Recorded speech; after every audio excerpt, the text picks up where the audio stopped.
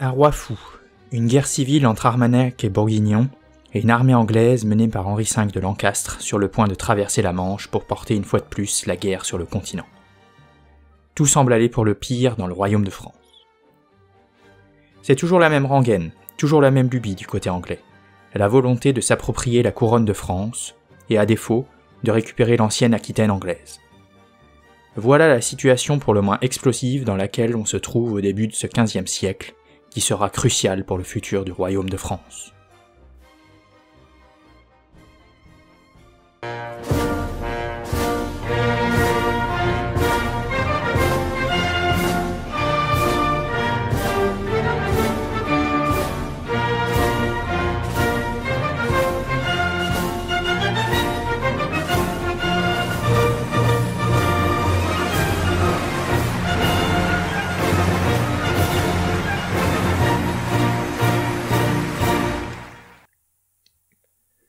À la conquête de l'histoire.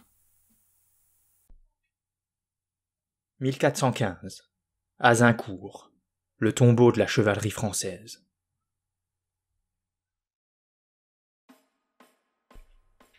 L'un des produits les plus agressifs et les plus sournois d'une époque de violence et de duplicité. Voilà comment Richard Vaughan, l'historien anglais, décrit Henri V de Lancastre. Et le moins qu'on puisse dire, c'est que la description colle parfaitement au personnage. Depuis la mort de son père le 20 mars 1413, Henri V de Lancastre règne sur l'Angleterre. Contrairement à son père Henri IV, qui fut un roi improvisé, Henri V avait été instruit pendant 10 ans dans l'art de gouverner et commander.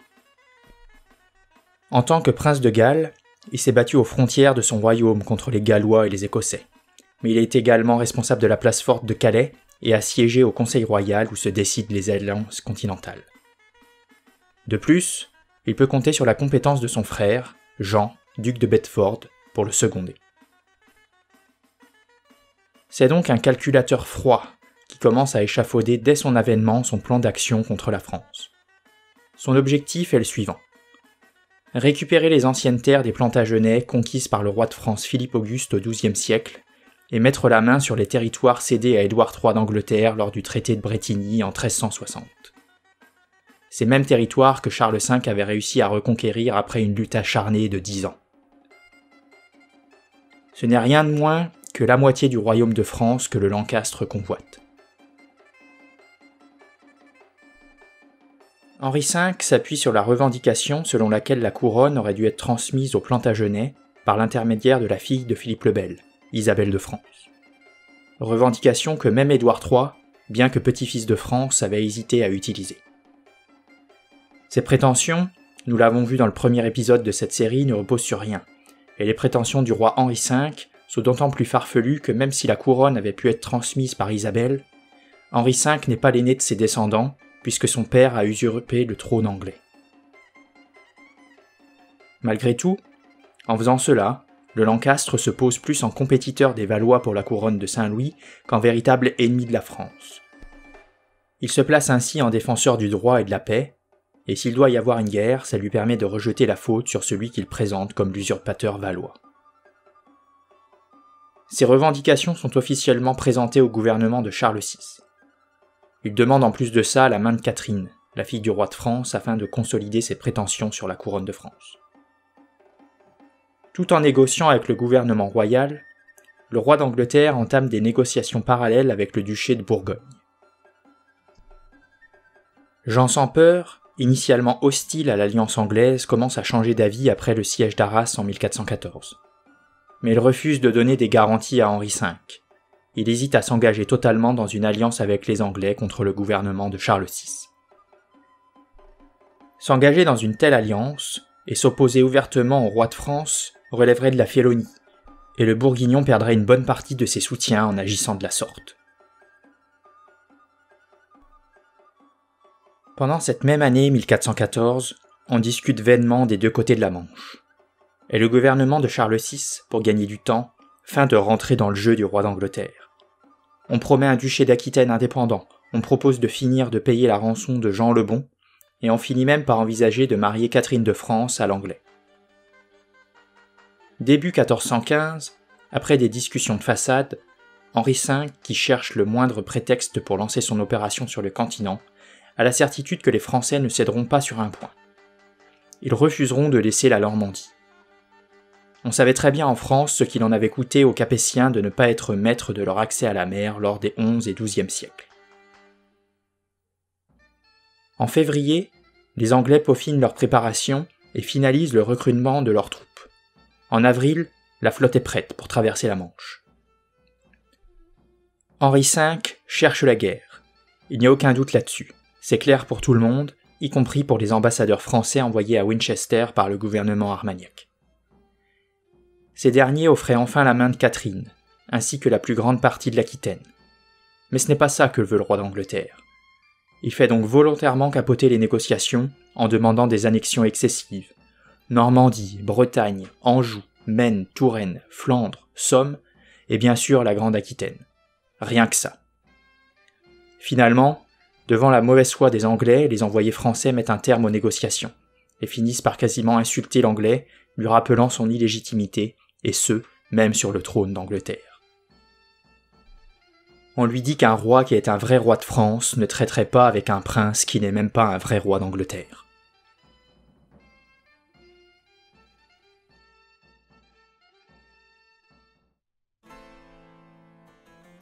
Le 28 juillet 1415, Henri V adresse un ultimatum à Charles VI, et le 11 août, il embarque à Portsmouth pour débarquer sur la rive droite de l'embouchure de la Seine. 12 000 soldats, dont 2 000 hommes d'armes et 6 000 archers, débarquent sans encombre sur la terre de France. C'est une armée de conquête, et non pas une troupe qui va se lancer dans une simple chevauchée. Une fois débarquée, l'armée anglaise s'en va poser le siège devant Harfleur, qui est la clé de la navigation sur la Seine et donc du ravitaillement de Paris et Rouen en produits de commerce maritime. La rade est sûre et le port sécurisé. Henri V peut d'ailleurs très bien transformer la ville en tête de pont anglaise, comme Édouard III l'a fait avec Calais au siècle précédent. Le gouvernement de Charles VI est pris au dépourvu. Cette attaque soudaine à l'embouchure de la Seine est loin des habitudes des Anglais qui débarquaient habituellement dans le Cotentin, ou bien passaient directement par leur tête de pont de Calais. Harfleur n'est donc pas très bien défendu, et ne peut compter que sur une garnison de 400 lances, dirigée par Raoul de Gaucourt. L'armée royale n'étant pas prête, Gaucourt est seul face aux Anglais. La défense de Harfleur est héroïque. Chaque nuit, les habitants de la ville retapent les murailles qui subissent une véritable grêle de boulets. Harfleur tient. Malgré la menace d'un massacre de toute la population en cas de chute de la ville, que fait peser une telle résistance, Harfleur tient. À peine a-t-il mis le pied sur le continent qu'Henri V est bloqué. Son armée s'affaiblit, d'autant qu'elle est touchée par la dysenterie. Mais au lieu de continuer à retenir les Anglais, Gaucourt, qui est loin d'être un fin stratège, décide de tenter une sortie qui échoue lamentablement. Le 22 septembre, le capitaine français est obligé de capituler. Tous les habitants sont chassés de la ville, ce qui se trouve dans les maisons est confisqué, et les hommes d'armes doivent engager leur honneur qu'ils vont aller se constituer prisonniers à Calais avant le 11 novembre. Henri V ne veut en effet pas s'encombrer de prisonniers qu'il faudrait nourrir et transporter pour le moment. Le siège de Harfleur avait pris plus d'1 mois, et l'occupation de la ville environ 3 semaines. L'Anglais est donc dans l'incapacité de poursuivre son entreprise de conquête. Il est évident qu'il est incapable de prendre Paris en quelques jours, et reporte donc sa grande offensive au printemps suivant. Le 8 octobre, Henri V ordonne à ses hommes de prendre le chemin de Calais. La grande expédition de conquête de Lancastre est donc un énorme échec. Tout juste a-t-il pu prendre possession d'une tête de pont utile en Normandie.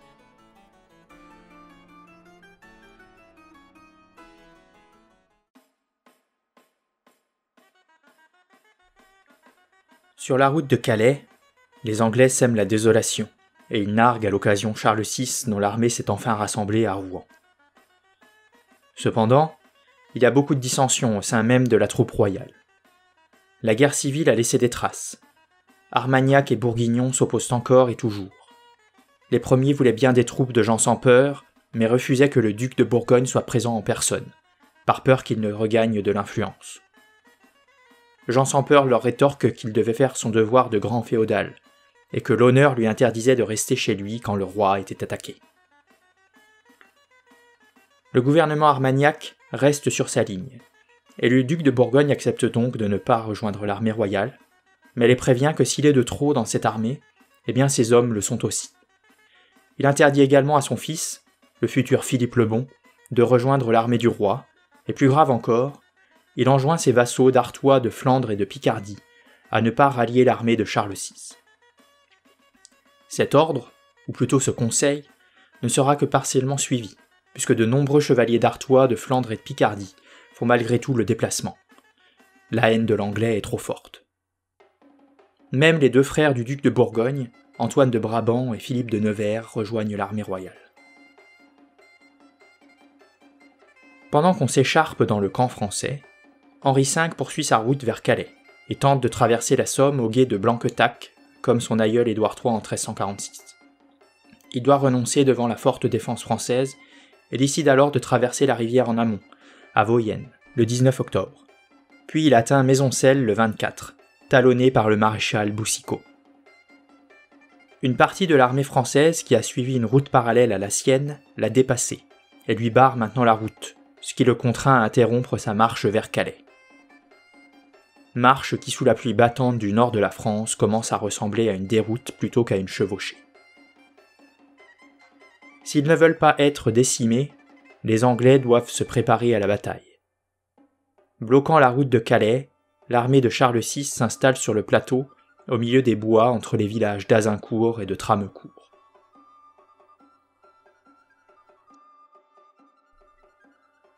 Une pluie battante tombe sur les deux armées pendant la nuit.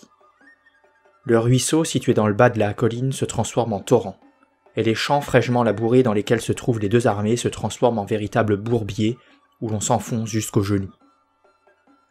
Les hommes d'armes français ont dû passer la nuit dans leur armure, sur leur cheval, tandis qu'en face les Anglais avaient pu monter des tentes pour dormir au sec, assurés que la chevalerie française ne chargerait pas dans de telles conditions. Devant ces conditions dantesques pour mener une bataille, un vieux prince qui a connu le désastre de Poitiers presque 60 ans plus tôt recommande de renoncer à la bataille. Il s'agit de Jean de Berry. Il n'est pas écouté. Tout juste prend-on la décision de ne pas mettre en danger le roi et le dauphin qui resteront à l'écart du champ de bataille. Au matin du 25 octobre 1415, Anglais et Français se font face. Il pleut toujours. Henri V peut compter sur quasiment 9000 hommes, dont environ 6000 archers anglais et gallois. Les hommes d'armes et les chevaliers qui composent le reste des effectifs descendent de leur cheval et se divisent en 3 batailles. L'aile droite est dirigée par le duc d'York, l'aile gauche a à sa tête le baron Thomas de Camoy, tandis que le centre est commandé par le roi Henri V lui-même. Chaque bataille voit disposer devant elle plusieurs lignes d'archers protégés par des pieux en bois afin de briser l'élan de la cavalerie adverse. Le reste des archers est placé sur les flancs en lisière de la forêt, afin de prévenir un éventuel contournement d'une partie des forces françaises. En face, l'armée de Charles VI est grosse d'environ 14 000 combattants. Mais ce qui leur fait défaut, c'est un chef militaire de premier plan. Charles d'Albret, le connétable, dirige en théorie l'armée, mais des princes comme Charles d'Orléans, le duc de Bourbon et le duc d'Alençon, qui sont des princes de sang royal, veulent également leur part dans la direction des opérations. Il en résulte une absence totale de stratégie globale. Un prince de sang, chef militaire chevronné et capable de mener des manœuvres de grande ampleur comme Jean sans peur, manque cruellement à cette armée française. On le voit, ce qui fait la force de l'armée française, c'est son avantage numérique. Cependant, le choix du champ de bataille par les chefs français est catastrophique. Large de seulement 1 kilomètre, bordé par 2 bois, le champ de bataille interdit aux Français toute manœuvre enveloppante que les Anglais auraient été dans l'incapacité de parer. Dans les conditions présentes, seule une formation en profondeur et un choc frontal sont possibles. C'est une faute tactique majeure. L'avant-garde est constituée de 3000 chevaliers, qui ont mis pied à terre et est commandée par les plus grands seigneurs présents, comme le connétable Charles d'Albret, le duc d'Orléans, le duc de Bourbon, le maréchal Boucicaut ou encore le seigneur de Dampierre. les plus grands nobles du royaume, désireux de se trouver là où ils pourraient accumuler le plus de gloire, se positionnent donc en première ligne. 150 mètres derrière eux, se trouve le corps de bataille principal, fort de 4000 hommes, eux aussi sans leurs chevaux. Ils sont commandés par le duc de Bar, le duc d'Alençon et le comte de Nevers. Derrière le corps principal se trouve l'arrière-garde, constituée de 4000 combattants de la petite noblesse et des roturiers, qui sont eux dirigés par les comtes d'Aumale et de Damartin. Sur les flancs sont disposés 2 contingents de cavalerie lourde, soit environ 2400 cavaliers sélectionnés parmi les meilleurs chevaliers de l'armée. L'un est dirigé par le comte de Vendôme, l'autre par Clignet de Bréban. Leur but est de briser les rangs des archers anglais et ainsi de faciliter l'attaque des batailles principales. Enfin, et c'est là une nouvelle faute fondamentale, relégués tout à l'arrière de l'armée française se trouvent les archers et les arbalétriers. Estimés inutiles par les nobles français qui veulent faire la décision eux-mêmes et s'accaparer toute la gloire, les gens de trait, qui sont pour une fois en nombre suffisamment conséquent pour rivaliser avec les archers anglais, se trouvent trop loin pour avoir le moindre impact sur l'issue de la bataille.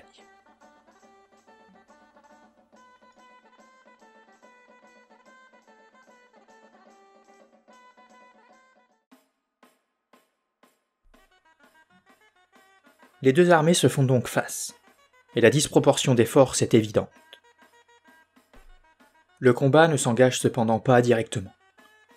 Les chefs français, qui voient bien que les Anglais sont retranchés derrière leurs pieux, ne veulent pas reproduire les erreurs de Crécy et de Poitiers. Et donc, entre 6h et 9h du matin, on attend. La tension est palpable. En face, Henri V, en manque de vivres et avec une armée affaiblie par la maladie, ne peut pas attendre éternellement. Il décide alors de faire avancer ses hommes vers les lignes françaises pour que ces derniers soient à portée de flèche. Les archers déterrent leurs pieux et se positionnent à l'endroit le plus étroit du champ de bataille. De là, ils commencent à décocher leurs flèches, et les chroniqueurs racontent que le ciel s'assombrit à cause des milliers de flèches présentes dans les airs à tout instant. Oubliant sa prudence, la cavalerie française charge aussitôt les rangs anglais. Mais je l'avais évoqué plus tôt, le terrain est détrempé, la charge est lente, et toute manœuvre de contournement est rendue impossible par l'étroitesse du front. Les archers ont tout le temps de cribler les chevaliers et leurs montures de flèches. Ceux qui arrivent avec peine à atteindre la ligne de front s'empalent sur les pieux installés par les Anglais. Les chevaux blessés, mais aussi les quelques cavaliers survivants, font volte-face et se heurtent ainsi à l'avant-garde française qui a décidé de monter à l'assaut malgré l'échec de la cavalerie qui n'a pas réussi à briser la formation des archers anglais. À pied, dans des armures pesantes, devant traverser un terrain dans lequel ils s'enfoncent jusqu'aux genoux, le tout sous un déluge de flèches, les Français atteignent malgré tout les lignes ennemies. Un combat féroce s'engage, et l'armée anglaise est contrainte de reculer. Henri V est mis à terre et manque de peu de se faire tuer par le connétable de France Charles d'Albret, qui a réussi à fendre la garde personnelle du roi d'Angleterre. Le duc de York, qui commande l'aile droite anglaise, est lui tué au combat.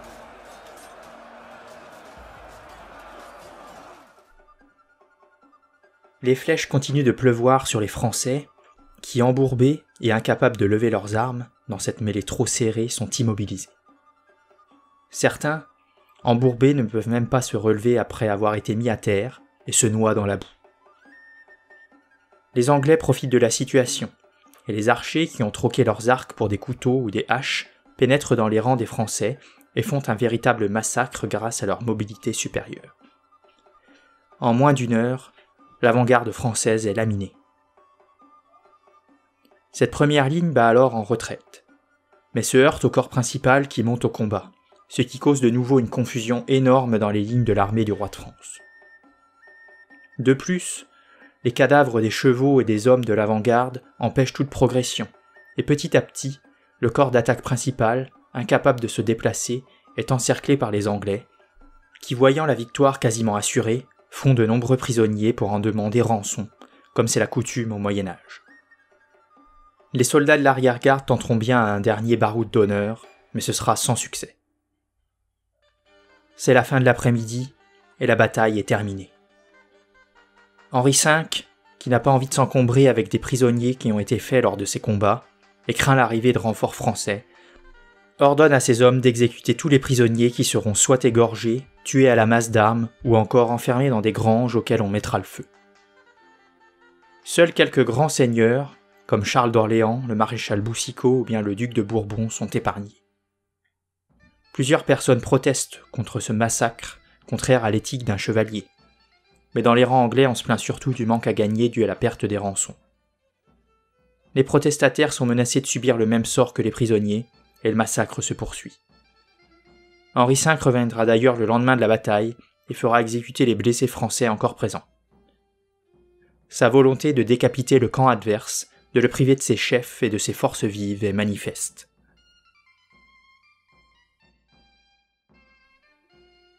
Pendant que le sang des prisonniers se mélange à la boue du champ de bataille, tout n'est pas perdu pour tout le monde. Des pillards qui suivaient l'armée avaient décidé de saccager le campement anglais pendant que le combat faisait rage. L'épée du roi d'Angleterre, les sceaux royaux et la couronne du roi sont volés. Du côté anglais, les pertes sont minimes, tout au plus 600 hommes ont été tués. En revanche, du côté français, c'est l'hécatombe, aussi bien dans le camp armagnac que bourguignon. On estime à plus de 6000 le nombre de morts, dont de grands noms du royaume, comme le connétable de France, Charles d'Albret, les 2 frères de Jean sans Peur, Antoine de Brabant et Philippe de Nevers, mais aussi le duc d'Alençon ou encore le duc de Bar. La noblesse française, la chevalerie la plus renommée d'Occident, est saignée à blanc. Malgré cette victoire écrasante, les Anglais sont trop affaiblis pour rester dans le royaume de France. La route est maintenant dégagée, et Henri V peut rejoindre Calais d'où il embarque pour l'Angleterre le 16 novembre 1415. Le parallèle entre la campagne de 1346 menée par Édouard III et celle de 1415 menée par Henri V est flagrant. Un débarquement en Normandie, le saccage des régions traversées, une armée affaiblie par la maladie qui est obligée de battre en retraite par peur de se voir couper l'accès à la mer par une armée française supérieure en nombre, des Anglais forcés au combat, une organisation et une tactique militaire désastreuse du côté français, et enfin une défaite écrasante dans les 2 cas. L'histoire se répète, et à Azincourt encore plus qu'à Crécy, la France a perdu la fine fleur de sa chevalerie. Rien n'empêche désormais Henri V de Lancastre de revenir sur le continent.